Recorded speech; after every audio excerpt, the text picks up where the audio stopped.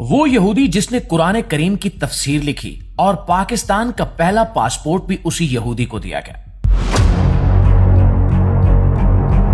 معزز دوستو، یہ کہانی ہے لیوپولڈ وائس نامی یہودی کی۔ یہ جولائی سن 1900 میں ایک یہودی خاندان میں پیدا ہوئے۔ ان کے خاندان میں مذہبی تعلیم کا ماحول تھا۔ بچپن سے ہی وہ بہت ذہین تھے اور کم عمری میں ہی کئی زبانیں سیکھ چکے تھے۔ نوجوانی میں انہوں نے یورپ کی تعلیم حاصل کی، مگر دل کا سکون کہیں نہ ملا۔ وہ فلسفہ، تاریخ اور سیاست پڑھتے رہے، لیکن اندر ایک خلا محسوس کرتے تھے۔ صحافت کے شعبے میں آنے کے بعد انہیں عرب دنیا جانے کا موقع ملا۔ یہ مشرق وسطیٰ کے سفر پر نکلے تو پہلی بار انہوں نے مسلمانوں کی زندگی کو قریب سے دیکھا۔ ایک سفر کے دوران ایک عرب شخص نے بغیر جان پہچان انہیں کھانے کی دعوت دی۔ یہ بات ان کے لیے حیران کن تھی، کیونکہ یورپ میں لوگ ایک دوسرے سے اتنے قریب نہیں ہوتے تھے۔ انہوں نے دیکھا کہ مسلمان آپس میں بھائیوں کی طرح رہتے ہیں، ایک دوسرے کے دکھ درد کو بانٹتے ہیں اور مہمان کا احترام کرتے ہیں، اور یہیں سے ان کے دل میں اسلام کے لیے نرم گوشہ پیدا ہونا شروع ہوا۔ بعد میں انہوں نے قرآن کا مطالعہ شروع کیا اور پھر ایک دن صدقے دل سے اسلام قبول کر لیا۔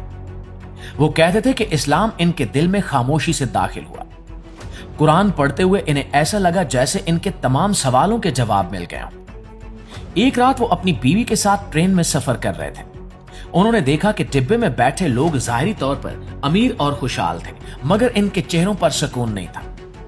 گھر واپس آ کر جب انہوں نے قرآن کھولا تو سورۃ تکاثر کی آیات سامنے آئی، جن میں دنیا کی لالچ اور آخرت کی غفلت کا ذکر تھا۔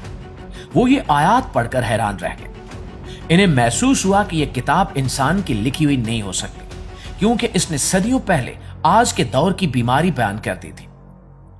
ناظرین، اگلے ہی دن وہ برلن میں مسلمانوں کی تنظیم کے پاس گئے اور اسلام قبول کر لیا۔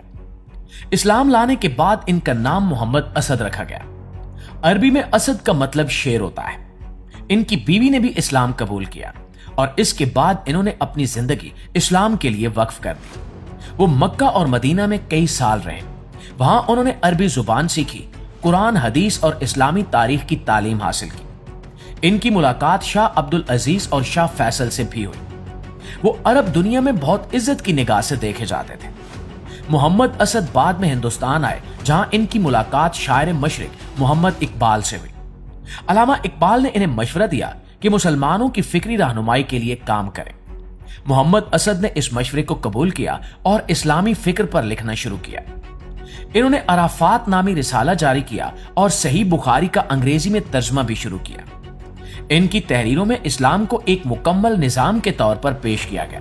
وہ کہتے تھے کہ اسلام صرف عبادت کا نام نہیں ہے، بلکہ زندگی کے ہر شعبے کے لیے رہنمائی دیتا ہے۔ ناظرین، دوسری جنگ عظیم کے دوران انہیں دشمن ملک کا شہری قرار دے کر گرفتار کر لیا گیا۔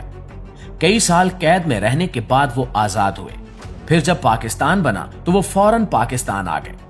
انہوں نے نئی اسلامی ریاست کی تعمیر میں اہم کردار ادا کیا اور پاکستان کا پہلا پاسپورٹ انہی کے نام سے جاری ہوا، جس کا نمبر 1 تھا۔ بعد میں انہیں پاکستان کی وزارت خارجہ میں اہم ذمہ داری دی گئی اور وہ اقوام متحدہ میں پاکستان کے نمائندے بھی رہے۔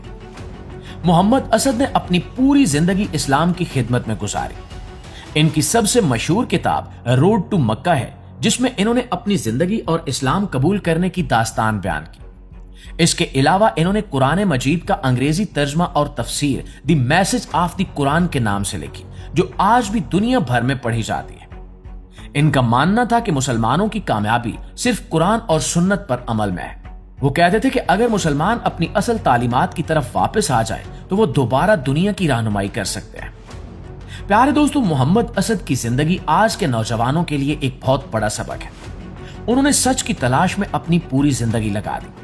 انہوں نے اسلام کو صرف سمجھا نہیں، بلکہ اسے اپنی زندگی میں بھی نافذ کیا۔ ایک یہودی خاندان میں پیدا ہونے والا شخص اسلام کا اتنا بڑا عالم بن گیا کہ دنیا آج بھی اس کی مثال دیتی ہے۔ اور یہ داستان سن کر آپ کو کیسا لگا ہے، کمنٹ میں ہمیں ضرور بتائیے گا۔ ویڈیو اچھی لگی ہے، معلومات میں اضافے کا باعث بنی ہے، تو ہماری اس کوشش کو ایک لائک اور ایک شیئر ضرور دیجیے گا۔ انشاءاللہ آپ کی خدمت میں حاضر ہوتے ہیں ایک نئی ویڈیو کے ساتھ۔ تب تک اپنا ڈھیر سارا خیال رکھیے۔ اللہ نگہبان۔